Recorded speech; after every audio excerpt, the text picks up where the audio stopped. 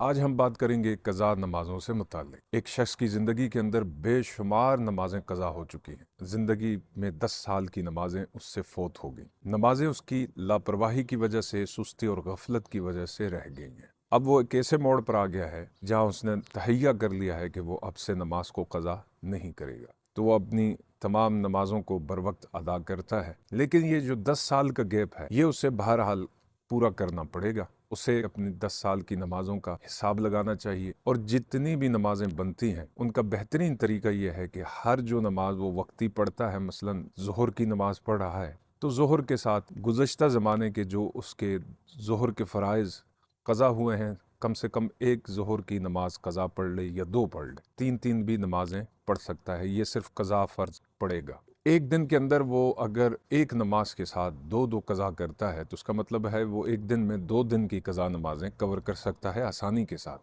اور انشاءاللہ آہستہ آہستہ یہ بوجھ کم ہوتا چلا جائے گا۔ اس کے بعد یہ یاد رکھیے کہ جو آپ کی گزشتہ نمازیں قضا ہوں گی ان کے صرف آپ فرض قضا پڑھیں گے، اور عشاء کے وطروں کی بھی آپ نے قضا کرنی ہے۔ اکثر لوگ عشاء کے وطروں کی طرف دھیان نہیں دیتے بلکہ ان کو چھوڑ دیتے ہیں، حالانکہ ایسا نہیں کرنا چاہیے۔ عشاء کے وطروں کی بھی قضا ہے۔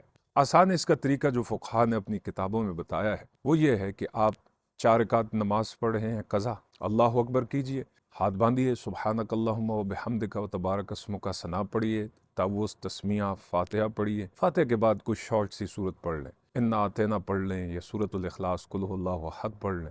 پھر آپ رکوع میں جائیں اور رکوع میں 3 بار سبحان ربی العظیم کہنے کے بجائے 1 دفعہ سبحان ربی العظیم پڑھیں۔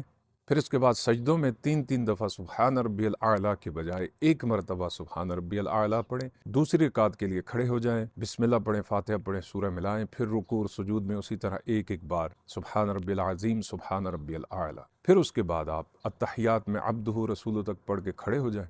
تیسری رکعت میں سورہ فاتحہ کی جگہ 3 دفعہ سبحان اللہ سبحان اللہ سبحان اللہ پڑھ کے رکوع میں چلے جائیں۔ اسی طرح چوتھی رکعت میں کریں، اور پھر اسی طرح آخری التحیات میں عبدہ رسول تک پڑھ کے سلام پھیر دیں۔ لیکن یہ دھیان میں رکھیے کہ قضا نمازیں بہرحال ایک اس قرض کی مانند ہے جو انسان اٹھا لیتا ہے۔ خوش قسمت وہ ہوتے ہیں کہ جو اپنے قرض کو ادا کر لیتے ہیں، اور کچھ لوگ قرض کے معاملے میں غفلت اور سستی کا مظاہرہ کرتے ہیں تو نتیجتاً انہیں بہت سی مشکلات کا سامنا کرنا پڑتا ہے۔ یہ نمازیں جو قضا ہو چکی ہیں یہ حقیقت میں قرض ہے، ان کی ادائیگی میں غفلت نہ کیجیے۔ اللہ تعالی ہمیں توفیق عطا فرمائے۔ فقہاء کرام یہ کہتے ہیں کہ اگر آپ نوافل وغیرہ زیادہ پڑھتے ہیں اور آپ کے ذمہ بہت سی قضا نمازیں ہیں تو آپ نوافل کو ترک کر دیں، ان کی جگہ پر آپ قضا نمازوں کو ادا کرنا شروع کر دیں۔